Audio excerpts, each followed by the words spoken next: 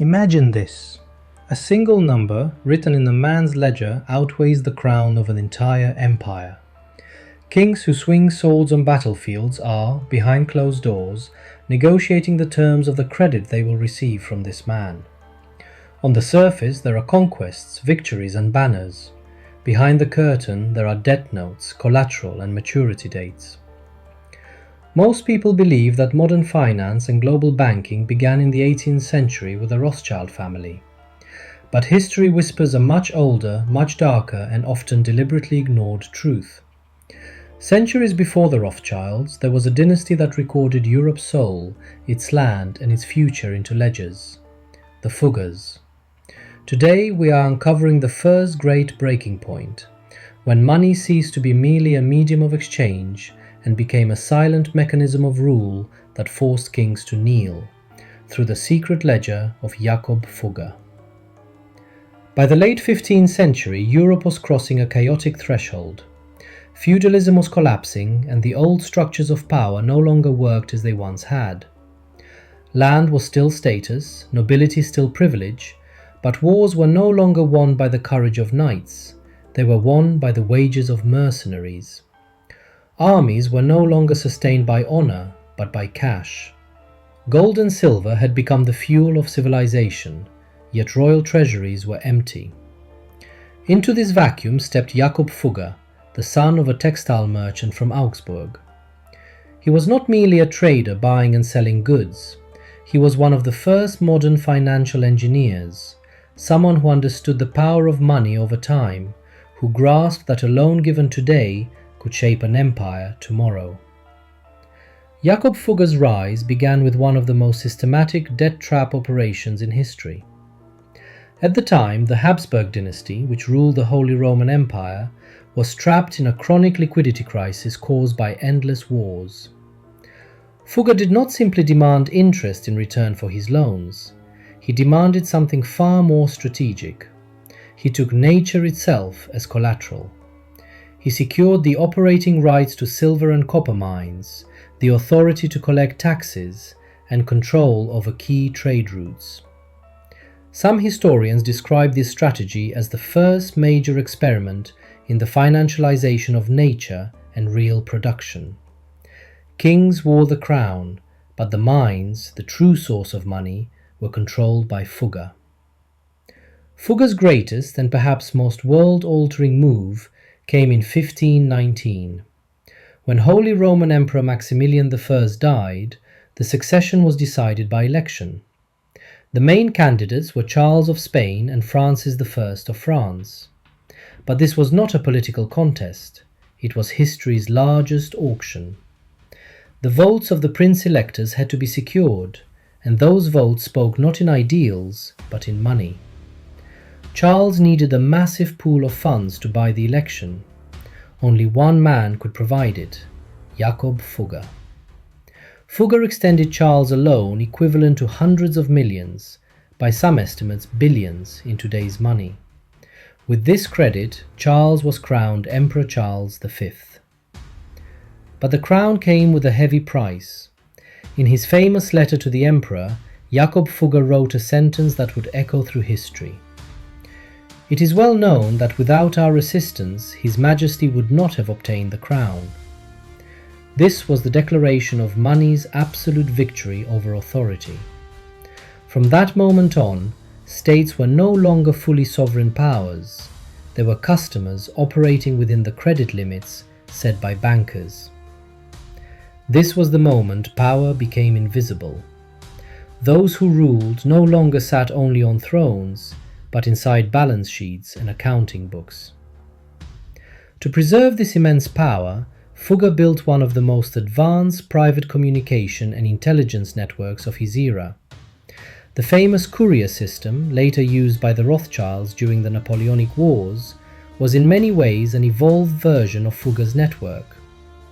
If silver production declined at a mine on one end of Europe, or if a king on the other end fell secretly ill, Fugger often knew before the royal courts themselves.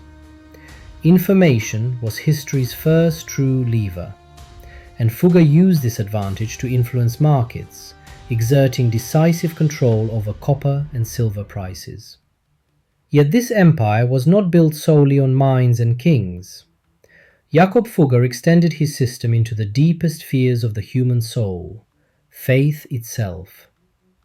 By becoming a central financial operator for the Vatican, he played a key role in one of history's most controversial financial instruments, the indulgence trade. Silver collected from the public in exchange for the promise of absolution flowed through Fugger's bank to Rome. At every transaction, Fugger took his commission. Even belief had become an item that could be accounted for.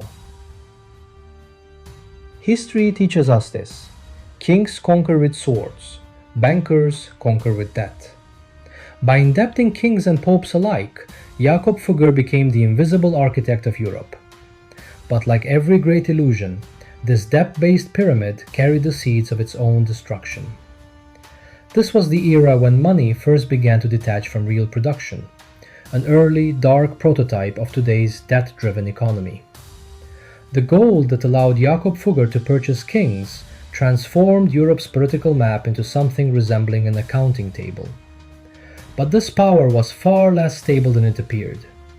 Like all systems built on debt, the Fugger Empire was approaching a mathematical wall, the reality that infinite debt cannot be repaid.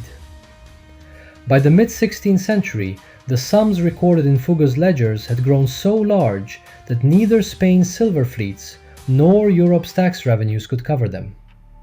Some economists view the Fugger-Habsburg relationship as the first great laboratory of sovereign debt crisis in history.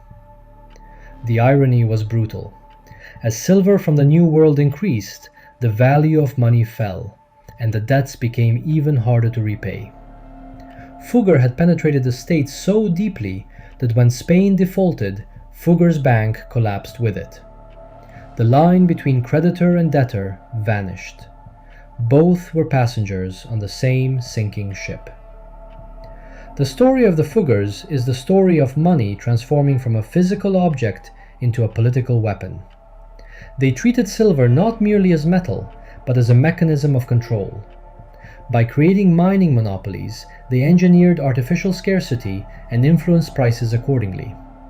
The foundations of modern supply management strategies, used today by hedge funds, energy giants, and commodity cartels, were laid in Jakob Fugger's warehouses.